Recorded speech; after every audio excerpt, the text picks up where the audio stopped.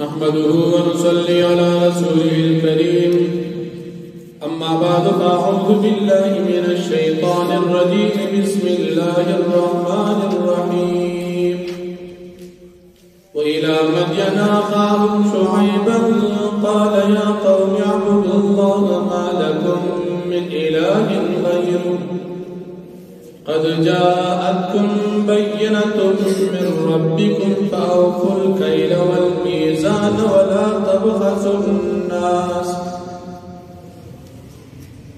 تبخسوا الناس أشياءهم ولا تفسدوا في الأرض بعد إصلاحها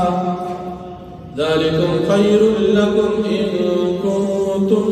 مؤمنين صدق الله العظيم. سورة الأعراف اتم پارا پنز ادیایم نمبر آیت دی فمخی رکو کی نبی کریم صلی اللہ علیہ وسلم در رسالت دلائل بیان شو اس پدی رکو کی ہم در نبی علیہ السلام در رسالت دلائل ذکر کی شعیب علیہ السلام چی در موسیٰ علیہ السلام سخر دی او د ابراهیم علیہ السلام په خاندان کې دی الله رب العالمین مدین علاقې ته پیغمبر ولیږي. دا مدین د ابراهیم علیہ السلام زوی د بیبي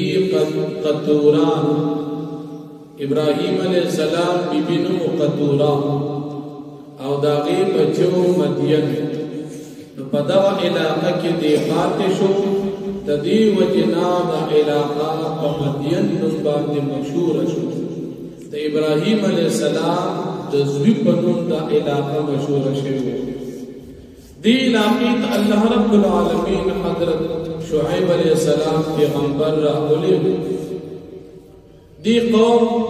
سره د شرک او د کفر سبازي کارونه داسې کول چې د دین وړاندې خلکو کې دا نقصانات نو یو نقصان او غلطي د دې خلکو دا و چې دوی به د شعیب علیه السلام مرګتیا په څوک نه پرېښودل. څوک په پلار باندې را روانو نو کوی به چې زه مسلمان یم ناغله به دمکي ورکړي چې د دې دین نه وړو کني مړ کوو او د شعیب علیہ السلام د دین په باره کې به هغه خلکو ته شکوک او شبهات اچول. یو نقصان د دوی ته دیم نقصان د دې خلکو ته چې دوی په پناه ټول کې کمې کو چې سیس به ورکو نو کم به ورکو او چې اخیسته به نو پوره به اخیسته. نو الله رب العالمین دی شعیب علیہ السلام ته د قوم د اصلاح لپاره دوی تا د کمی او د دې نقصاناتو نه د منع کېدو دپاره د الله پاک دین بیان. شعیب علیہ السلام ډېر ښایسته بیان وکړ. د دې ښایسته بیان د وجې نه حافظ ابن کثیر رحمت الله علیه لیکي چې شعیب علیہ السلام ته خطیب الانبیاء ویلی شي ځکه شعیب علیہ السلام بیان مزیدار کړ. یو خنن سبا حالات د بیاناتو طریقې د هر چا جدا د چا یو وخت د چا بل وخت خود شعیب علیہ السلام بیان حقیقت کې خېسته. شعیب علیہ السلام د قوم ته یو د الله رب العالمین عقیده د توحید بیان ځکه قوم شرک کوي. شعیب علیہ السلام ته د الله عبادت کوي د الله نه علاوه د بل چا عبادت نه کوي. تاسو لګیای د بوتانو عبادت کی د بوتانو عبادت بپرې عبادت د یو الله د پاره پکار د بل چا د پاره نه د الله نه علاوه عبادت بند کړي او دا د ټول پیغمبرانو مشترکه خدمت د یو الله عبادت ته خلق راوستل د پیغمبرانو کار. د غیر الله د عبادت نه خلق منع کول دا د پیغمبرانو کار. سم الحمدلله کوم مسلمان چې وایي زه د پیغمبر طریقه خپله کوم نو د الله بندګۍ ته به خلک راغواړي او د الله نه علاوه د مخلوق د بندګۍ نه به خلک راوباسي. دا به د مسلمان کار شعیب علیہ السلام دے قوم ته الله پاک دین بیان چې په قوم کې کوم مالدار خلک هغه د شعیب علیہ السلام ته دشمنی باندې را پاسه شعیب علیہ السلام دې تو فرمایي چې چا په ما باندې ایمان وروړو پتا سو او چا پکې نه دی وروړو پته وګولږي چې الله پاک کله فیصله الله په فیصلو کې چې چا ایمان وروړو هغه ته نجات ملوي او چا چې ایمان وروړو هغه ته الله پاک عذاب ملوي داغې نه بعد شعیب علیہ السلام ته د قوم سرداران دمکیان ورکړي سخت خبرې وکړي هغه ان شاء الله مخکې راشي خدا شعیب علیہ السلام د قوم چې کومه غلطي وکړي یو د شرک دویم د نار ټول د کمی دا دواړه غلطۍ د امت کې شته جمعات ته منزل نه راځي قبر لبرور تندیب الله ته په جمعات کې نکدي او قبر باندې میږدي سجدی با اللہ ته نکیو پھر سے تبے گئی و ادار رسیدل رسیدل پسل استا پر سجدو رسیدل باز خلق لړشي قبر له سجدي و ترګي ولی و ادا پهنچا ہوا سرکار رسیدل استا پر سجدو رسیدل که مثال نیک و رسیدل په نیکی رسیدل نیکی شروع ته سجدي د ترګي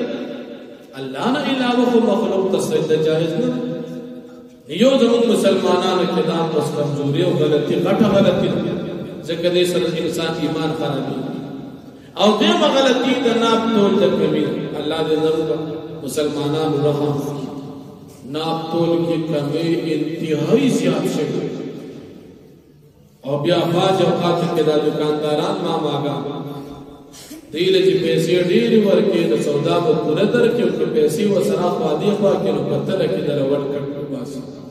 کاغه د کپلو دکانداران او کدانو دکانداران هر سړی خپل کوشش کوي چې بازار لډې رګټو کې او ناب تول کمي حالانکه الله پاک په دې وجه د شعیب علیہ السلام قوم هلاک کړي لیکن موږ مسلمانان اوسمه غلطي خود نبی علیہ السلام دعاګان دي ورته د نبی علیہ السلام د امت بم د دې ګناه د وجه هلاک شو او نبی علیہ السلام دې دعاګان کړي دي الله پاک قبول کړي دي ځکه عذابونه نه راځي الله پاک د مسلمانان د دې ګناهونو خصوصا خلاص نو فرمایي وَإِلَى مَدْيَنَ أَخَاهُمْ شُعَيْبًا امن لګلو مدین تارو تدی مدین والا خلق شعیب علیہ السلام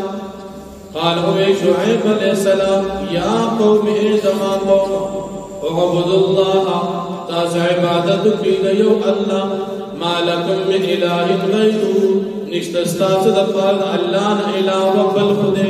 قد جاءتكم بینه من ربکم پتا کې سراغری تاسو ته واضحه دلائل د الله پاک تر طرفنا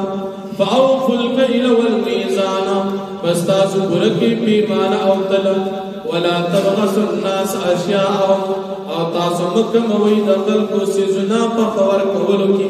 چې اخلي پورا کړی او خلکو له چور کوي نه کم داسې مخلوق ولا تفسدوا في الارض بعد اصلاحها او تاسو فساد مکوي پزمک کی پس برابر دو د سمې دو د دزمکی نو فساد دزمکی کفر او گناہونه ذالکم خیر لکم ان کنتم مؤمنین دا استاد پارا بهتر دي چې تاسو ایمان راوړئ ولا تقعدوا بكل صراط او تاسو مکینی پار لار باندې توعدون جتا خلق يروي وتصدون عن سبيل الله او تاسو خلق من توحید الله پاک دلارنا من آمن بی چا ایمان وروړي په الله باندې هغه خلق تاسو يروي وتبغونها عوجا او تاسو لټوي د الله پاک په دین کې کوګوالي وذكروا اذ كنتم قليلا او یاد وخت چې تاسو لږ په تعداد کې فكثركم بس الله پاک ډیر کړی وانظروا كيف كان عاقبة المفسدين او تاسو وګورئ سره انجام د فساد کوونکو وان كان طائفة منكم او وای وډلا او کچری دا یو وډل تاسو امنو ایمان وروړي دي بالذي طاعت احکامات باندې ورسېل دوی چې زپاغه باندې را لګل شوی او طائفة او د یو وډلا لم يؤمنوا چې ایمان نه وروړي فاصبروا پس تاسو صبر وکړئ حتا يحكم الله بيننا تر دې چې الله پاک فیصلو کوي په مابین زموږ او تاسو کې چې څوک په حق هغه ته نجات ملو شي او چې څوک مجرمان عذاب په راشي او هو خير الحاکمین او د الله پاک بهترین فیصله کوونکی واخلہ